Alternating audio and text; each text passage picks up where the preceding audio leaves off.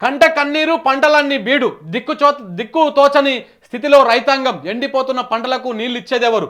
రైతులను పట్టించుకొని స్థానిక ఎమ్మెల్యే అడ్లూరి. అబ్బో, ఎక్కడ పోయినావు అడ్లూరి? అడ్లూరు లక్ష్మణ్ ఆయన పేరు ఉంటుంది.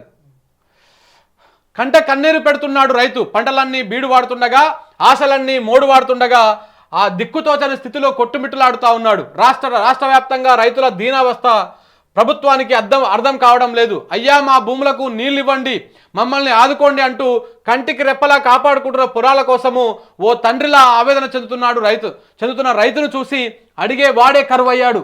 ఇక్కడ ఫోటోలో కనిపిస్తున్న రైతులంతా జగిత్యాల జిల్లాలోని ఎడ్లపల్లి మండలం ముజంపల్లి, మారేడుపల్లి గ్రామాలకు చెందినటువంటి రైతులు.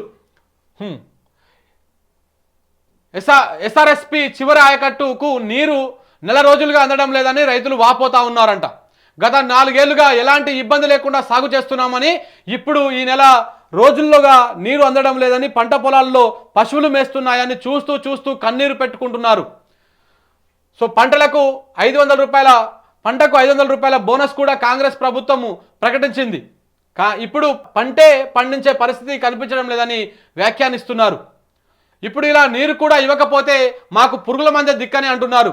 గత కొన్ని రోజులుగా ధర్మపురి శాసనసభ్యులు అడ్లూరికి విన్నవించుకుంటున్నారు, కానీ ఆయన మాత్రం పట్టించుకుంటలేడు. ఇట్లా ఉన్నది కథ. మొత్తం ఎండిపాయ అంతా, రైతాంగం మొత్తం ఆగం అయిపోయాయి.